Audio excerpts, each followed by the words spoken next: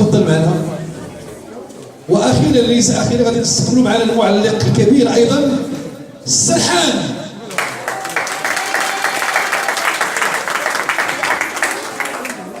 كي جاكم هاد الوليدات هادو؟ خصنا اللي جميل جدا هو خصنا نوقفوا كاملين ونصفوا عليهم بحراره. صفقات بحراره على الاخوان.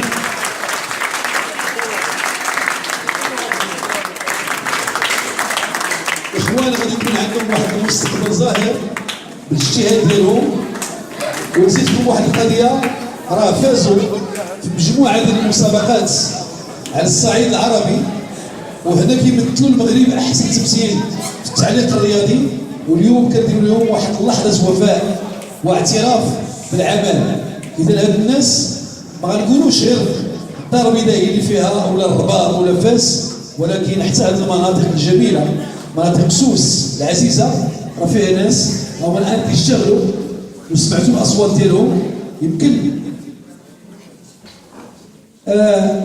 سرحان عندنا بزاف ديال الفيديوهات ديالو، كان عندنا ان بروبليم باش نتاخذوهم، ولكن فرصه اخرى ان شاء الله غادي تشوفوا واحد المجموعه. ولكن هذا اعتراف من سنترال دارون التي تدعم كما قلت الشباب والطاقات الهادفه. وكيحصل لنا الشرف اذا كان هذه تقريبا سنتين استقبلنا في هذه الخشبه لما كانت لهيه مجموعه ناس الغيوان بشخص عمر السيد والمجموعه، ودرنا لهم تكريم. اليوم كرمنا بطبيعه الحال الفنان كريم الوجمسوس اللي يعمل لنا سهره في اكادير. واليوم في هذا الحفل الختامي معنا تكريم لهذ الابطال اللي المستقبل ديالهم كبير والباب مفتوح لهم، لانه قنوات ديال بي ان سبور وقطر كترشح الناس باش يشتغلوا عندها. وكنظن غتشوفوا مع المقاليد على المستوى الاشعاعي الكبير والكبير جدا تحت التصفيقات ديالكم ايضا. وخديتنا الخيام باش تبقى العلاقه كما قلت. كنطلب من السيد الممثل ديال المندوبيه او النيابه ديال وزاره الشباب والرياضه السي براده يتفضل معنا في الخشبه باش نعطيو للاخوان هاد 4 الشواهد اللي اشتغلنا عليهم. اذا عندنا في البدايه مكتوبه المخيم الصيفي لاطفال شركه سنترال دارون. وكنقولوا هنا شكرا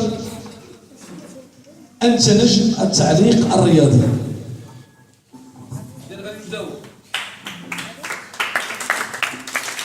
معلق ديالنا عبد السلام الصحيح.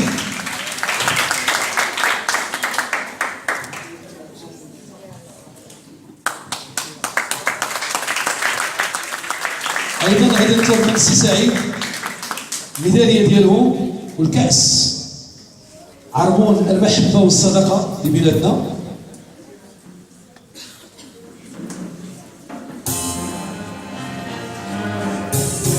الكاس ايضا وميداليه ديال المشاركه.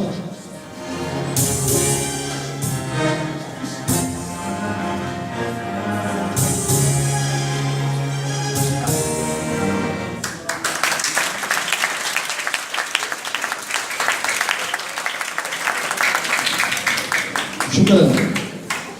اذا تفضل معنا السي الحاج السالي، تفضل معنا التصفيقات تاعكم للسي الحاج السالي. شكرا. انت ايضا نجم التعليق الرياضي عبد الحق سرحان.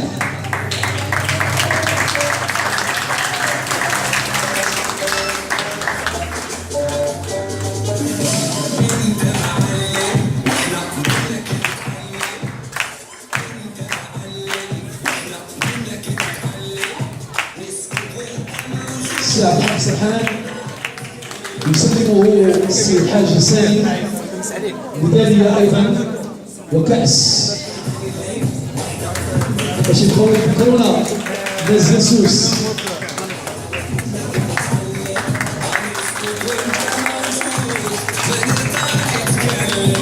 نسكت وانت موجود ما نرضى نتكلم واللي خلاك ما يفهم. طلب الاخ ممثل عن مدينه بكناس يتفضلوا معنا باش نعطيو لسفيان اريكو. انت معلم وما تسمع اللي يخدعك انت